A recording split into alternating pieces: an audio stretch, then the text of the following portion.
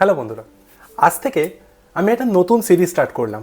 এই সিরিজটা স্টার্ট করার জন্য আমি অনেক দিন ধরেই অনেক কোয়েরিজ পাচ্ছি। সত্যি কথা বলতে আমি খুব আপ্লুত এই লাস্ট 14 দিনে আপনাদের থেকে যে এরকম অজস্র ভালোবাসা আর অভিনন্দন পাবো আমি কখনো এক্সপেক্ট করিনি। আজ থেকে আমি যে সিরিজটা স্টার্ট করছি সেটা একান্তই আমার ডোমেনের সিরিজ।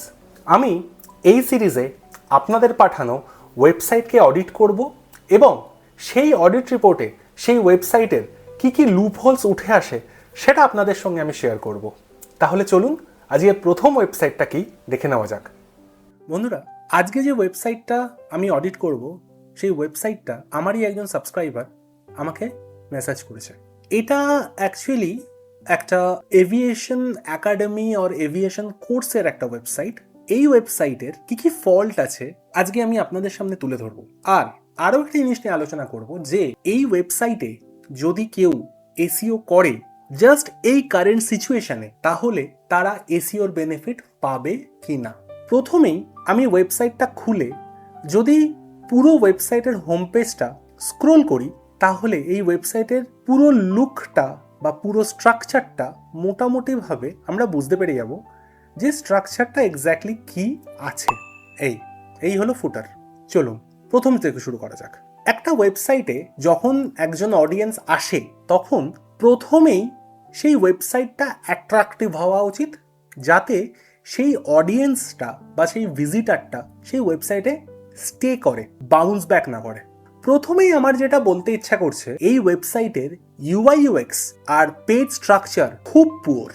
ইউআই ইউএক্স এর যে স্ট্যান্ডার্ড সেটা এই ওয়েবসাইট মেনটেন করেনি।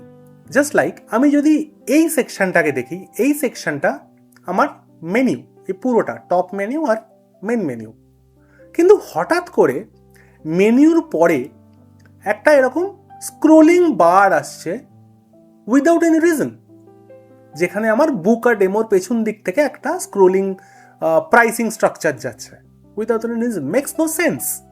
মেনুর পরেই আমাদের যে সেকশনটা থাকে সেটাকে বলে হিরো সেকশন। সেই হিরো সেকশনটার আর মেনুর মধ্যিখানে হঠাৎ করে এই একটা এক্সপ্লোর ডিজিসিএ ক্লাসেস বলে একটা সেকশন ওরাকে আননেসেসারি পুট করেছে, যেটার কোনো মানে হয় না। এবং এইটা কোনো স্ট্যান্ডার্ড ইউআই ইউএক্স মেনটেনও করছে না, যেটা দেখতে খুব অড লাগছে। এরকম ছোট্ট ছোট্ট চারটে বক্স, তার উপরে হঠাৎ করে এরকম একটা CTA button, makes no sense. Next যেটা মেন হিরো সেকশন সেটা হচ্ছে এইটা।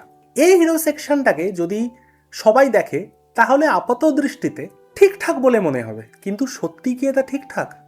চলুন একটু দেখা যাক। এই হিরো সেকশনের প্রথম যে জিনিসটা আমার চোখে পড়ছে সেটা হচ্ছে অ্যালাইনমেন্ট ইস্যু। অ্যালাইনমেন্ট ইস্যু আছে। নেক্সট যে এরারটা আমার চোখে পড়ছে সেটা হচ্ছে বাটন মিসম্যাচ। এই বাটনটা হচ্ছে অলমোস্ট রাউন্ডেড রেক্ট্যাঙ্গুলার, এই বাটনটা একটা কাস্টম সেপার।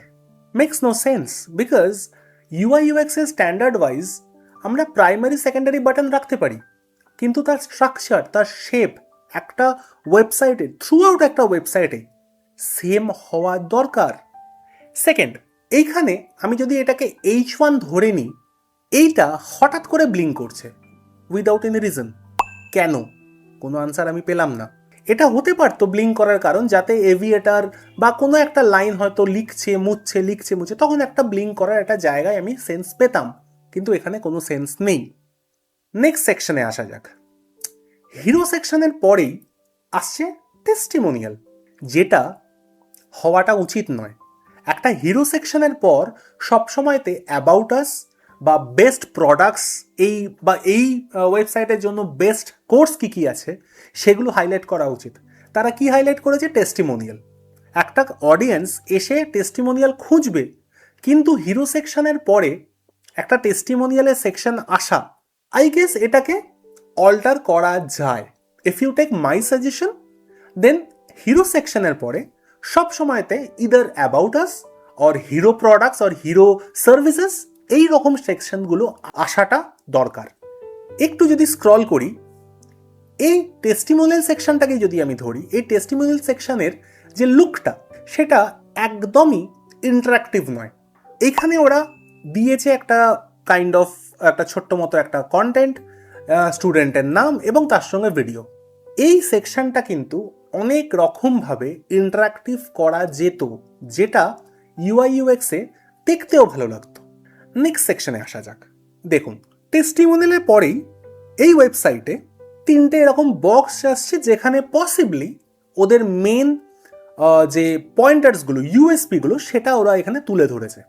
এখানেও চেঞ্জ দরকার। এখানে যেভাবে জায়গাটাকে সাজানো হয়েছে সেই জায়গাটা বা সেই সেন্সটা একেবারেই ইউজার ফ্রেন্ডলি নয়। আরেকটু নিচে নামা যাক। এরপর আসছে aviator roadmap global flight training.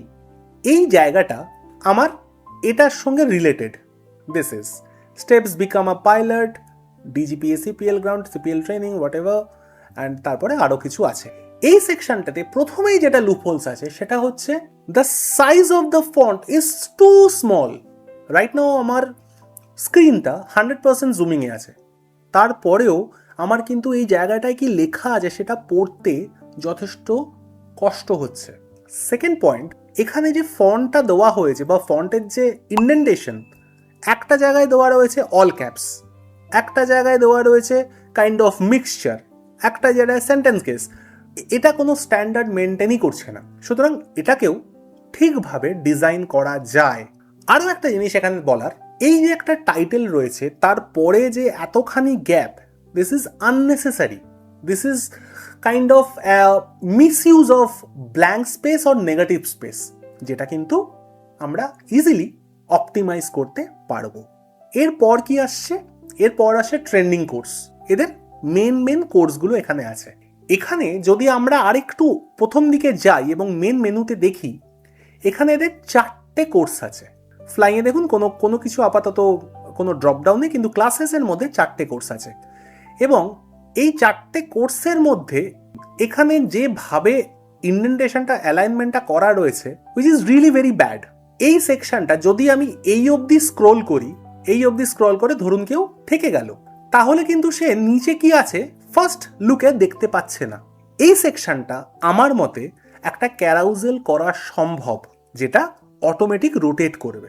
এরপর আসছে ওয়াই চুজার্স, যেটা আরও আগে আসার কথা ছিল। ওয়াই চুজার্স, যেটা আমি হিরো সেকশনের পরে বলেছিলাম, either about us or why চুজার্স or main products or services, এটা সবসময় টপের দিকে আসে, কারণ অডিয়েন্সরা আগে আপনার ওয়েবসাইটকে চিনতে চায়, জানতে চায় আপনি কে, কি করছেন, আপনার টিমে কে আছে, বা হোয়াট এভার অ্যাবাউট ইউ। তো এটা এত নিচে আসাটা একটা অডিয়েন্সের পার্সপেক্টিভে খুব ভুল। এরপর আসছে একটা সিটিএ, একটা সিম্পল ব্যাকগ্রাউন্ড, গ্রে কালারের ব্যাকগ্রাউন্ড দিয়ে একটা বক্স লাইক স্ট্রাকচার করে একটা সিটিএ দিয়ে দেওয়া হয়েছে, জয়েন আমার ডেমো ক্লাস।